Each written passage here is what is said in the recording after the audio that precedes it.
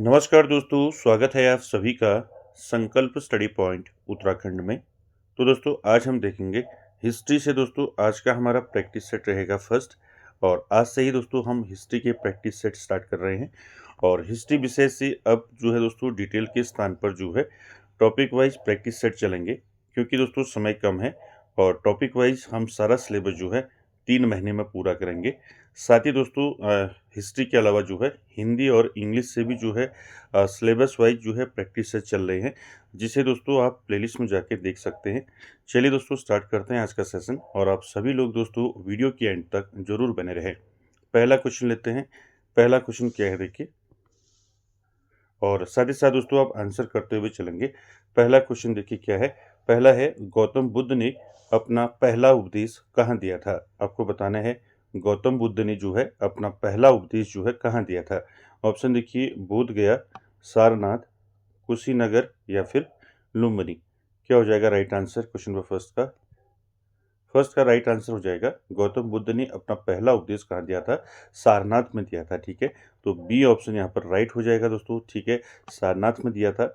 और गौतम बुद्ध के बारे में दोस्तों मैंने आपको अच्छे से बता रखा है, बौद्ध धर्म के बारे में। और गौतम बुद्ध आप जानते हैं, गौतम बुद्ध जो है ये बौद्ध धर्म के क्या थे, संस्थापक थे। ठीक है, क्या थे, बौद्ध धर्म के क्या थे, ये संस्थापक थे। ठीक है, साथ ही साथ इनका जो जन्म हुआ था दोस्तों, जन्म हुआ था कब हुआ था, 563 ईस्वी पूर्व में इनका जन्म हुआ था। ठीक है, कहाँ हुआ था जन्म, तो जन्म हुआ था दोस्तों कहाँ हुआ था, लुम्बिनी में इनका जन्म हुआ था। इनकी नेपाल के लुम्बिनी में इनका जन्म हुआ था। पिता का नाम क्या था, पिता का नाम शुद्धोधन था, और माता का नाम क्या था, महामाया। ठीक है, ये सारी चीज़ें मैंने आपको बताई थी। ठीक है, चलिए आगे चलते हैं क्वेश्चन नंबर 2 पर। क्वेश्चन नंबर 2 का आंसर करेंगे। क्वेश्चन नंबर 2 है, मौर्य सम्राट अशोक के अधिकांश अभिलेख किस लिपि में लिखे गए हैं। ये सारे क्वेश्चन दोस्तों मैंने आपको करवा रखे हैं डिटेल में। ठीक है, देखिए मौर्य सम्राट अशोक के अधिकांश अभिलेख जो हैं किस लिपि में लिखे गए हैं। ऑप्शन देखिए, देवनागरी लिपि, ब्राह्मी लिपि, खरोष्ठी लिपि या फिर ग्रीक। क्या हो जाएगा राइट आंसर क्वेश्चन नंबर 2 का। अशोक सम्राट अशोक के अधिकांश अभिलेख जो हैं किस लिपि में लिखे गए हैं, तो राइट आंसर हो जाएगा दोस्तों ब्राह्मी लिपि में। ठीक है, तो बी ऑप्शन यहाँ पर राइट हो जाएगा, ब्राह्मी लिपि में लिखे गए हैं अशोक के अधिकांश अभिलेख। ठीक है, अगर भाषा पूछी जाएगी तो भाषा हो जाएगी प्राकृत भाषा। ठीक है, तो यहाँ पर अगर आपको पूछा जाता है भाषा तो प्राकृत भाषा करेंगे। ठीक है, सम्राट अशोक के अधिकांश अभिलेख जो है किस भाषा में लिखे गए हैं, अगर क्वेश्चन आएगा तो प्राकृत भाषा, अगर लिपि पूछी जाएगी तो ब्राह्मी लिपि। ठीक है, चलिए अगला क्वेश्चन देखते हैं। क्वेश्चन नंबर 3 का आंसर करेंगे। क्वेश्चन नंबर 3 है दोस्तों, उत्तर भारत में प्रचलित मंदिर वास्तुकला की मुख्य शैली कौन सी है। आपको बताना है उत्तर भारत में मंदिर वास्तुकला की मुख्य शैली बतानी है। ऑप्शन देखिए, गांधार शैली, नागर शैली, द्रविड़ शैली या फिर वेसर शैली। क्या हो जाएगा दोस्तों राइट आंसर क्वेश्चन नंबर 3 का। उत्तर भारत पूछा गया है, तो उत्तर भारत में मंदिर वास्तुकला की प्रमुख शैली कौन सी है, नागर शैली। ठीक है, तो यहाँ पर बी ऑप्शन राइट हो जाएगा दोस्तों, नागर शैली। ठीक है, याद रखेंगे उत्तर भारत में प्रचलित मंदिर वास्तुकला की मुख्य शैली कौन सी है, नागर शैली है। ठीक है, नागर शैली की दोस्तों प्रमुख विशेषताएं आपको याद रखनी है। नागर शैली के जो मंदिर हैं दोस्तों वास्तुकला के, तो यहाँ पर दोस्तों इनकी विशेषता याद रखेंगे। गर्भगृह के ऊपर शिखर होता है। ठीक है, मंदिरों में जो ऊपर की ओर पतला होता जाता है। ठीक है, और सबसे ऊपर क्या होता है, कलश होता है। ठीक है, चबूतरा होता है। ठीक है, और परिक्रमा पथ होता है। ये सारे मैंने आपको बताए थे। ठीक है, तो बी ऑप्शन यहाँ पर राइट हो जाएगा क्वेश्चन नंबर 3 का। चलिए क्वेश्चन नंबर 4 का आंसर करेंगे। क्वेश्चन नंबर 4 है दोस्तों, हड़प्पा सभ्यता की मुहरें जो है मुख्यतः किस आकार की थी।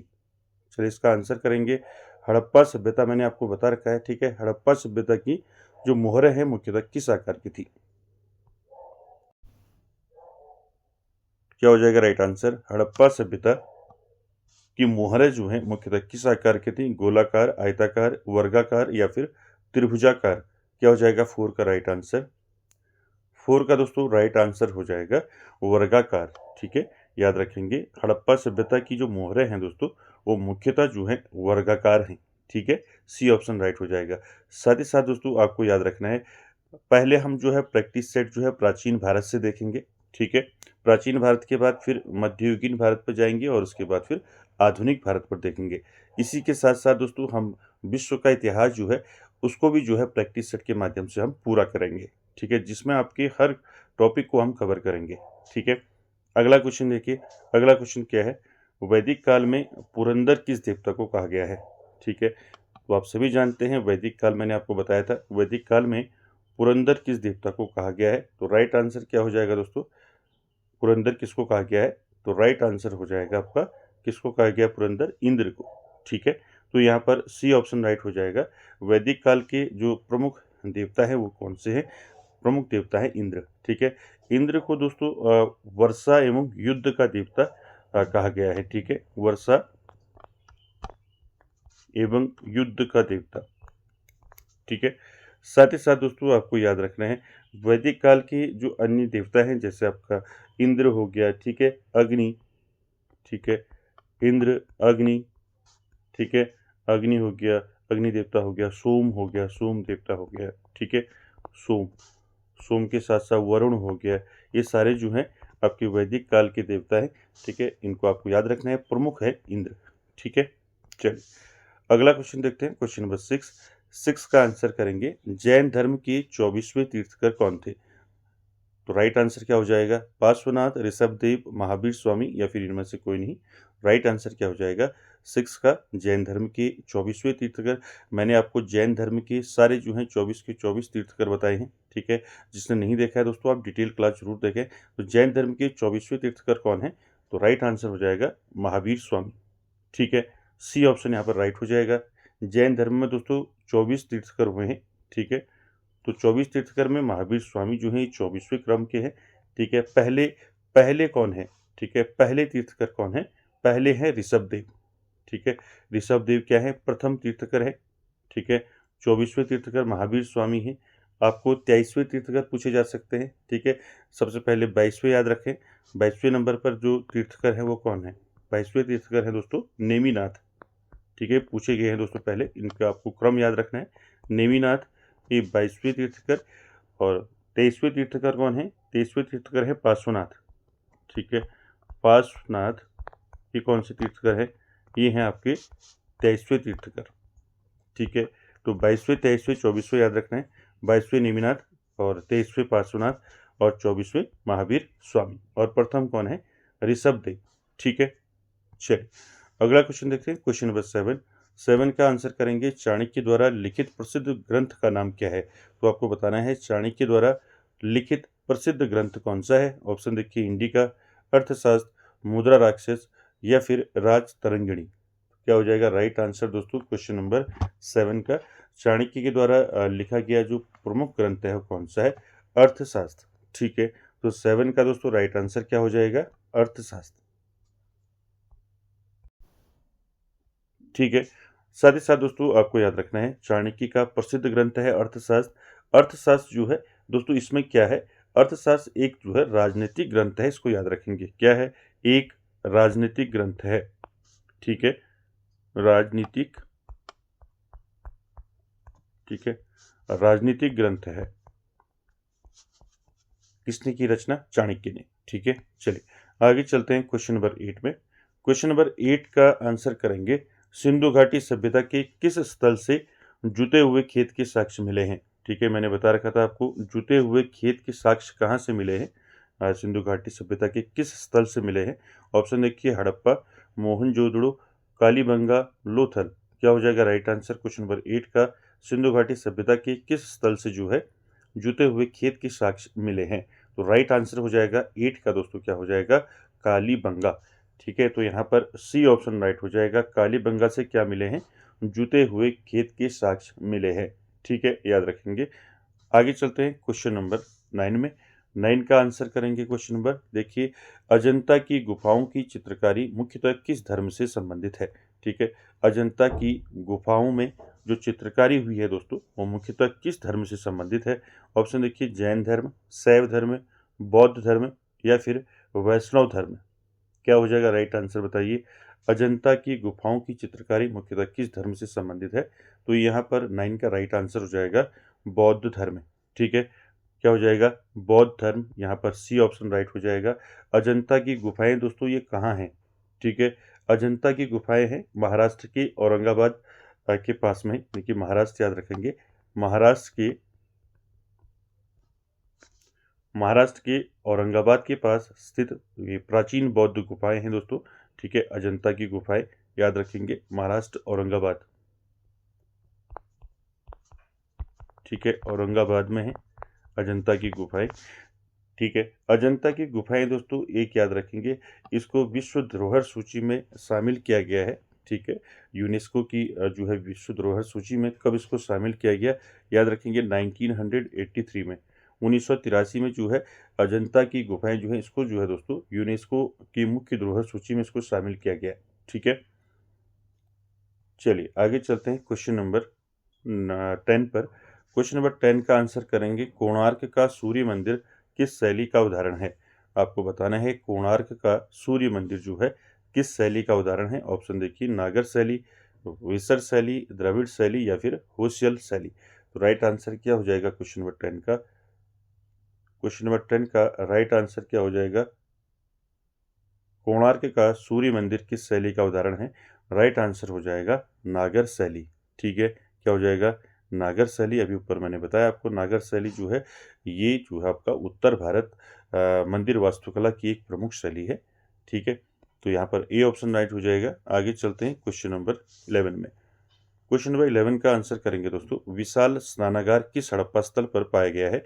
आपको बताना है विशाल स्नानागार यानी कि ग्रेट बाथ किस हड़प्पा स्थल से पाया गया है। ऑप्शन देखिए, हड़प्पा, मोहनजोदड़ो, धोलावीरा या फिर इनमें से कोई नहीं। तो दोस्तों यहाँ पर राइट आंसर क्या हो जाएगा, विशाल स्नानागार, ठीक है। विशाल स्नानागार और अन्नागार ये कहाँ से मिले हैं, तो 11 का दोस्तों राइट आंसर हो जाएगा मोहनजोदड़ो, ठीक है, बी ऑप्शन राइट हो जाएगा। विशाल स्नानागार हड़प्पा के किस स्थल में पाया गया है, मोहनजोदड़ो, ठीक है। साथ ही साथ दोस्तों यहाँ पर याद रखना है हड़प्पा कालीन जो स्थल है प्रमुख वो आपको याद रखने, ठीक है, जैसे हड़प्पा हो गया, मोहनजोदड़ो हो गया, धौलावीरा हो गया, ठीक है, धौलावीरा के साथ साथ आपका कालीबंगा हो गया, ठीक है, सारे बता रखे मैंने, कालीबंगा हो गया, कालीबंगा के साथ साथ आपको याद रखना है रोपड़ हो गया, ठीक है, सारे मैंने बता रखे हैं, आप प्लेलिस्ट में जाके इसको अच्छे से देखें। रोपड़ हो गया, लोथल हो गया, ठीक है, लोथल हो गया, ये सारे क्या हैं आपके हड़प्पाकालीन स्थल है, ठीक है। राखीगढ़ी हो गया, ठीक है, राखीगढ़ी, ठीक है, ये सारे क्या है, ये हड़प्पाकालीन स्थल है, इनको आप याद रखेंगे। चलिए आगे चलते हैं क्वेश्चन नंबर 12 में। 12 का आंसर करेंगे, गायत्री मंत्र जो है इसका उल्लेख किस वेद में मिलता है। गायत्री मंत्र का उल्लेख किस वेद में मिलता है, तो आप सभी जानते हैं 12 का राइट आंसर हो जाएगा ऋग्वेद, ठीक है, ए ऑप्शन राइट हो जाएगा। ऋग्वेद में उल्लेख मिलता है दोस्तों गायत्री मंत्र का।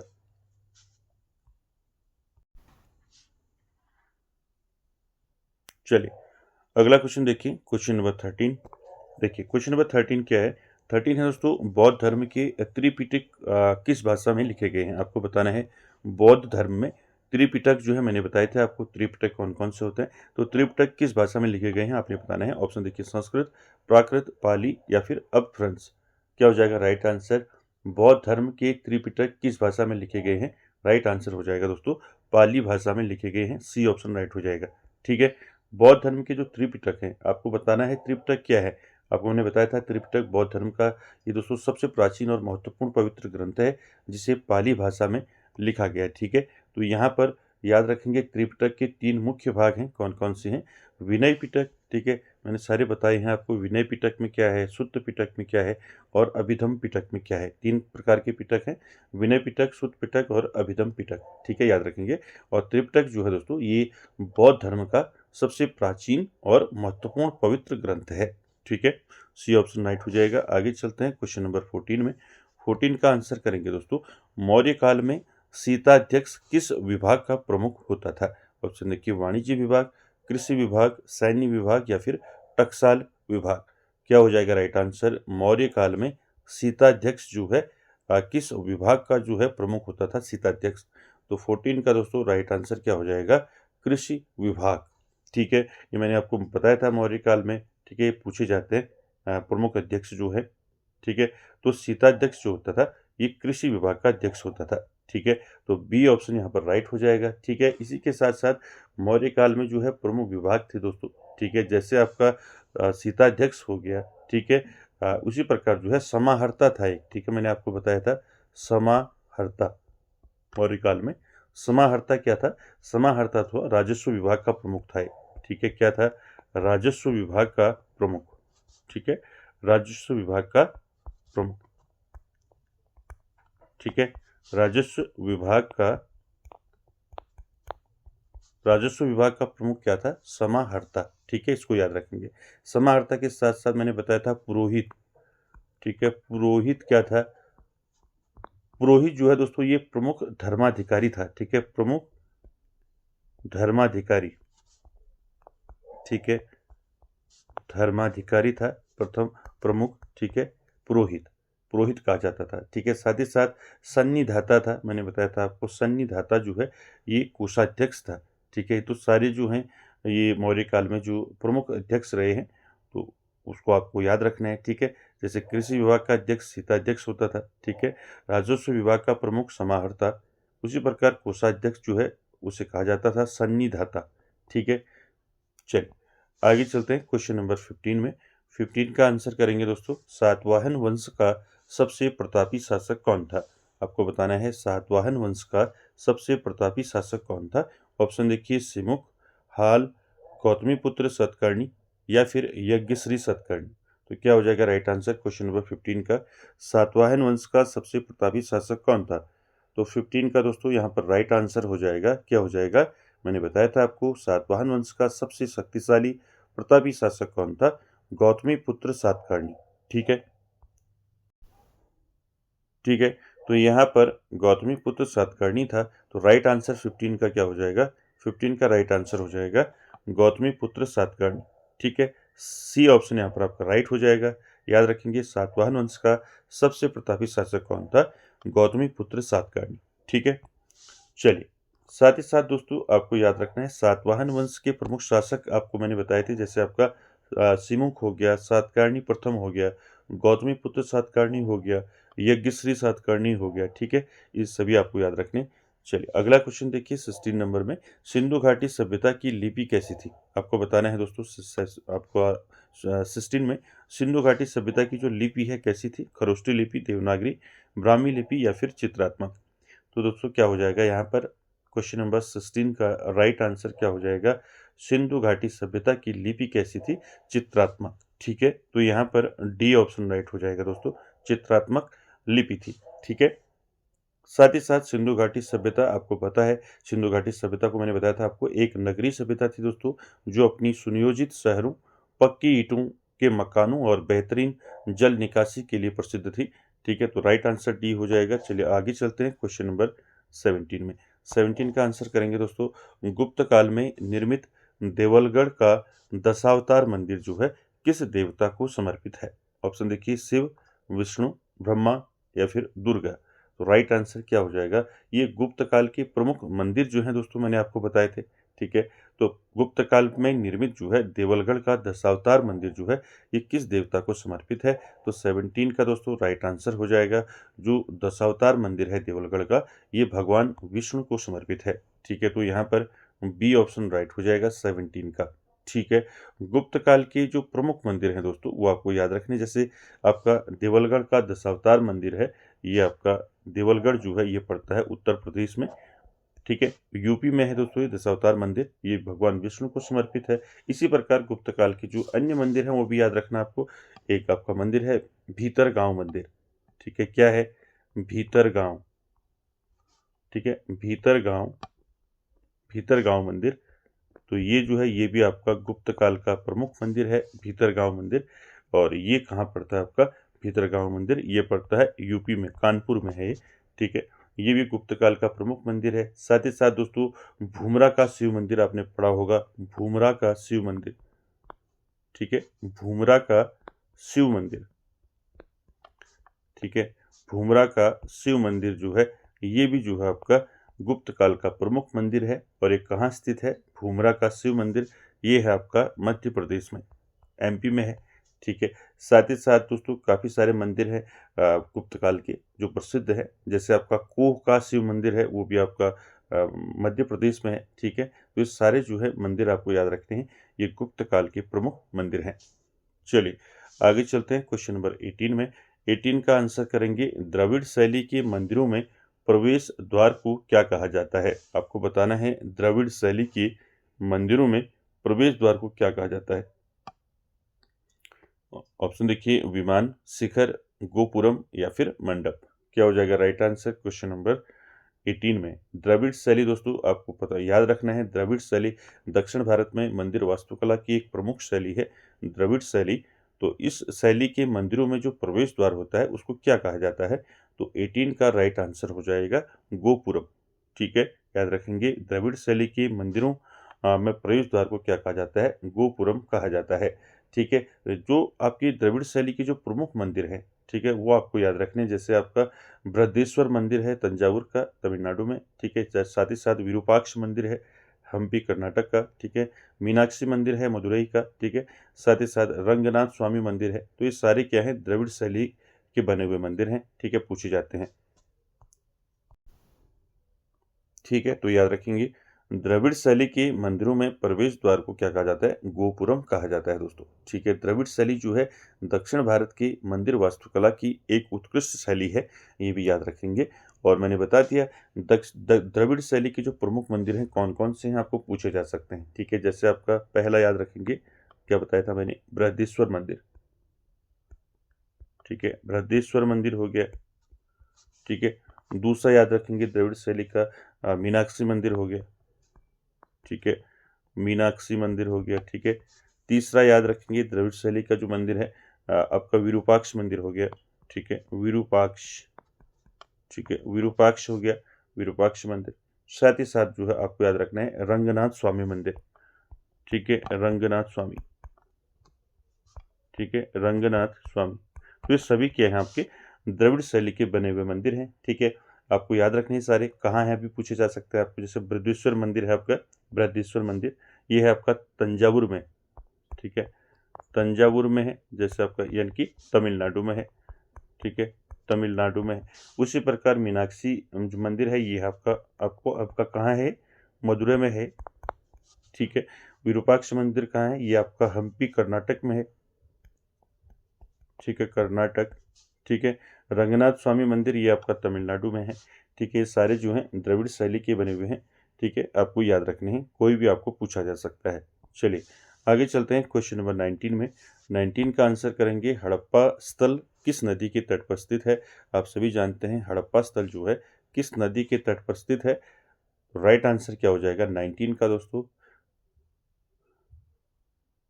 तो हड़प्पा स्थल जो है किस नदी के तट पर है, ये आपका आंसर हो जाएगा राइट, रावी नदी के तट पर है हड़प्पा, आप सभी ने पढ़ा है।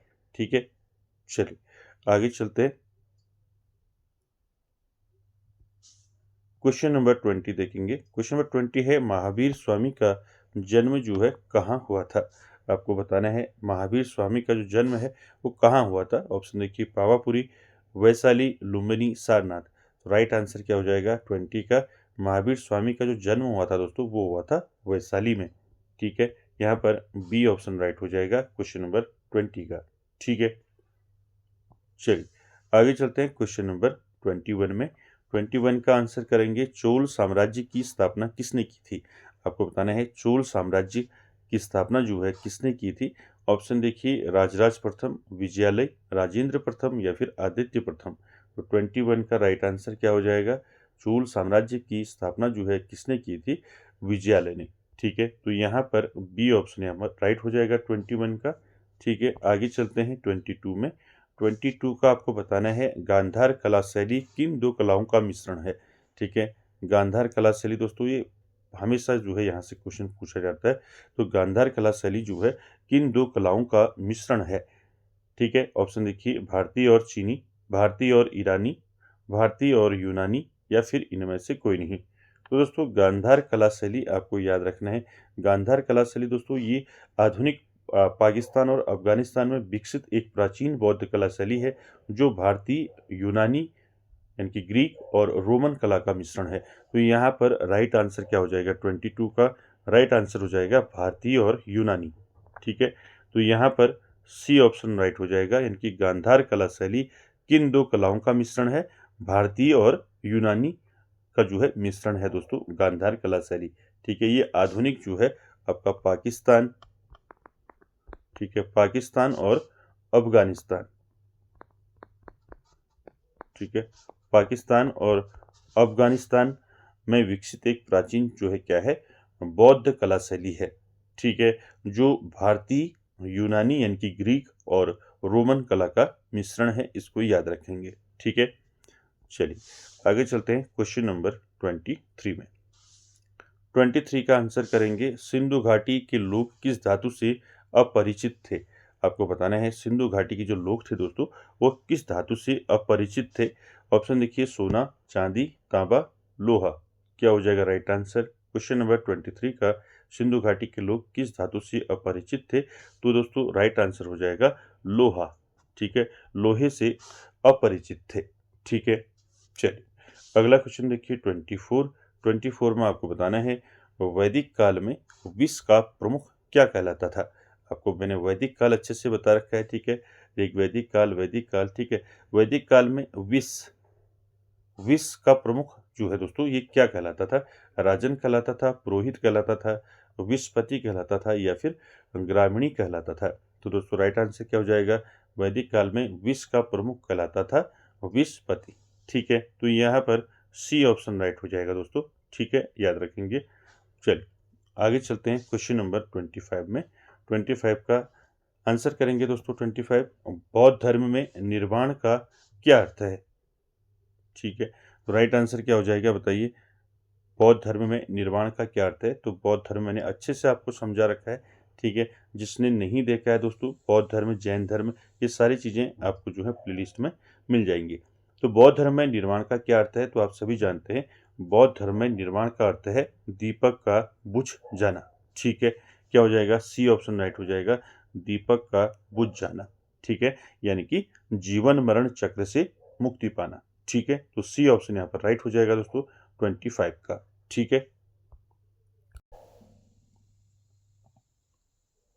ठीक है, तो यहाँ पर याद रखेंगे बौद्ध धर्म में निर्वाण का क्या अर्थ है, दीपक का बुझ जाना यानी कि जीवन मरण के चक्र से मुक्त पाना। ठीक है, अगला क्वेश्चन देखेंगे क्वेश्चन नंबर 26।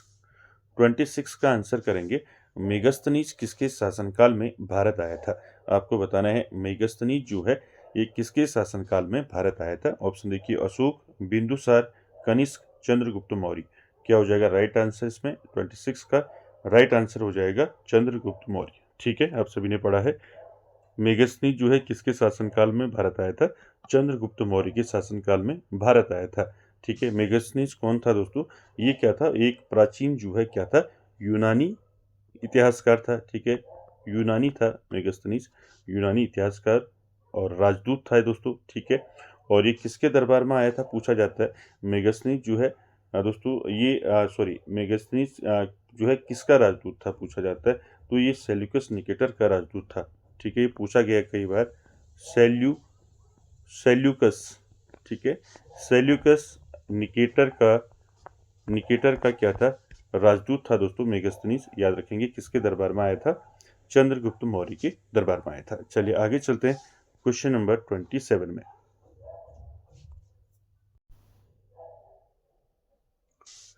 चलिए क्वेश्चन नंबर 27 देखिए, 27 का आंसर करेंगे। 27 है दोस्तों, चरक संहिता नामक ग्रंथ किस विषय से संबंधित है। आपको बताना है चरक संहिता नामक जो ग्रंथ है ये किस विषय से संबंधित है। ऑप्शन देखिए, गणित, चिकित्सा, व्याकरण या फिर खगोल विज्ञान। तो 27 का दोस्तों राइट आंसर क्या हो जाएगा, राइट आंसर हो जाएगा दोस्तों चिकित्सा। ठीक है, चरक संहिता जो है ये ग्रंथ किस विषय से संबंधित है, तो चिकित्सा से संबंधित है दोस्तों। ठीक है, याद रखेंगे। साथ ही साथ चरक संहिता किसका ग्रंथ है, ये है दोस्तों महर्षि चरक का। ठीक है, किसका ग्रंथ है ये, महर्षि चरक का ग्रंथ है। और यह जो है दोस्तों आयुर्वेद का सबसे प्राचीन ग्रंथ है। ठीक है, ये भी याद रखेंगे, आयुर्वेद का सबसे प्राचीन ग्रंथ कौन सा है आपको पूछा जा सकता है। तो आयुर्वेद का सबसे प्राचीन ग्रंथ है चरक संहिता। ठीक है, चलिए आगे चलते हैं क्वेश्चन नंबर 28 में। 28 का आंसर करेंगे वेसर शैली किन दो शैलियों का मिश्रण है, तो वेसर शैली या कहीं कहीं पर इसको आपको बेसर शैली भी देखने को मिलेंगी। तो बेसर शैली किन दो शैलियों का मिश्रण है? ऑप्शन देखिए, नागर और गांधार, नागर और द्रविड़, द्रविड़ और गांधार, या फिर इनमें से कोई नहीं। राइट आंसर क्या हो जाएगा दोस्तों? अभी मैंने इससे पहले आपको नागर शैली बताया था, ठीक है। नागर शैली के साथ साथ मैंने आपको द्रविड़ शैली बताया था, तो ये आपको याद रखनी है दोस्तों, ठीक है। ये जो आपका बेसर शैली है, ये दोस्तों आपका नागर शैली और द्रविड़ शैलियों का मिश्रण है इसमें, ठीक है। तो यहाँ पर 28 में राइट आंसर क्या हो जाएगा? नागर और द्रविड़, ठीक है। बी ऑप्शन राइट हो जाएगा। नागर शैली कहाँ थी मैंने बताया था आपको? उत्तर भारत, ठीक है। उत्तर भारत में नागर शैली थी और दक्षिण भारत में आपका क्या था? द्रविड़ शैली थी, ठीक है। इन दोनों शैलियों के जो है मिश्रण से क्या बना? आपका बेसर शैली बना, ठीक है। याद रखेंगे इसको। साथ ही साथ दोस्तों ये जो बेसर शैली है, ये दोस्तों इसको क्या कहा जाता है ये भी याद रखेंगे। बेसर शैली को जो है दोस्तों, इसको चालुक्य शैली भी कहा जाता है। क्यों कहा जाता है चालुक्य शैली? बताइए। चालुक्य शैली भी कहा जाता है इसको, पूछ लिया जाएगा आपको। चालुक्य शैली किसको कहा जाता है? चालुक्य शैली भी कहा जाता है, इसको होशियल शैली भी कहा जाता है, ठीक है।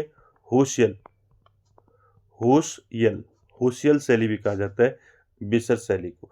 क्यों कहा जाता है दोस्तों? इसलिए कहा जाता है क्योंकि चालुक्य वंश, राष्ट्रकूट वंश और होशियल वंश के शासकों द्वारा जो है इस शैली को क्या किया गया था? विकसित किया गया था, ठीक है। याद रखेंगे। और ये जो है बेसर शैली किसका मिश्रण है? ये नागर और द्रविड़ शैली का मिश्रण है, ठीक है। दोनों चीज याद रखेंगे। चलिए आगे देखिए अगला क्वेश्चन। उपनिषद का शाब्दिक अर्थ क्या है आपको बताना है। 29 में उपनिषद का शाब्दिक अर्थ बताना है। ज्ञान प्राप्त करना, रहस्य जानना, पास बैठना, या फिर इनमें से कोई नहीं।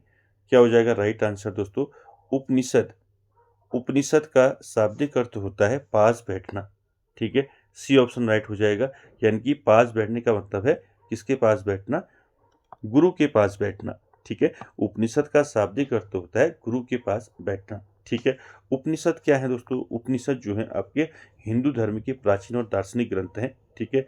हिंदू धर्म के प्राचीन और दार्शनिक ग्रंथ हैं उपनिषद, जिसका शाब्दिक अर्थ होता है गुरु के पास बैठना, ठीक है। यहाँ पर आपको याद रखना है उपनिषद जो है कुल कितने हैं? उपनिषद, उपनिषद हैं कुल 108 है, ठीक है। ये भी याद रखेंगे। साथ ही साथ उपनिषद जो है उपनिषद लिखे गए, इनकी भाषा क्या थी? यानी कि उपनिषद की भाषा अगर आपको पूछी जाएगी तो इसकी भाषा है दोस्तों संस्कृत, ठीक है। ये भी आपको याद रखेंगे, संस्कृत में लिखे गए, ठीक है। साथ ही साथ दोस्तों आपको याद रखना है जैसे उपनिषद है, ठीक है। यहाँ पर उप का मतलब क्या हो जाएगा? उप का मतलब हो जाएगा पास, ठीक है। नी का मतलब हो जाएगा नीचे, और पद का मतलब हो जाएगा यहाँ पर सत का मतलब हो जाएगा यहाँ पर बैठना, ठीक है। यानी कि गुरु के पास बैठना, ठीक है। याद रखेंगे इसको।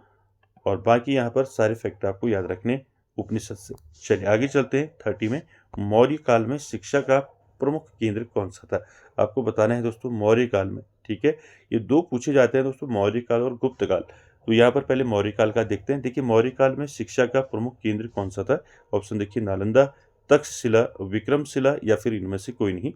तो यहाँ पर दोस्तों राइट आंसर क्या हो जाएगा?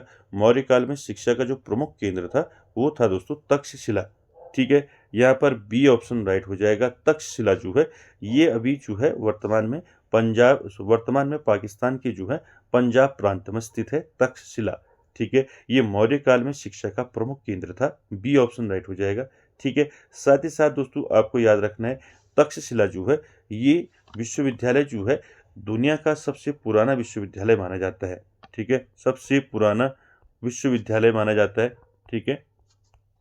विश्वविद्यालय, तो सबसे पुराना विश्वविद्यालय आपको पूछा जाएगा कौन सा माना जाता है, तो तक्षशिला माना जाता है। ये प्रमुख केंद्र था मौर्य काल में शिक्षा का, ठीक है। साथ ही साथ दोस्तों आपको याद रखना है पूछा जाता है गुप्त काल में शिक्षा का प्रमुख केंद्र, ठीक है, कौन सा था? तो गुप्त काल में याद रखेंगे, गुप्त काल में शिक्षा का प्रमुख केंद्र था नालंदा, ठीक है। तो ये भी आपको याद रखना है, नालंदा जो है गुप्त काल में प्रमुख था और मौर्य काल में तक्षशिला, ठीक है। दोनों याद रखेंगे, ठीक है।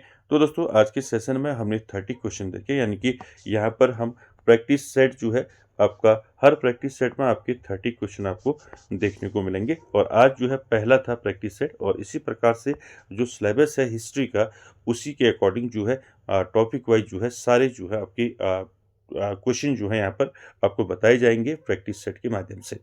आज की वीडियो में दोस्तों इतना ही, मिलते हैं नेक्स्ट वीडियो में, तब तक के लिए धन्यवाद।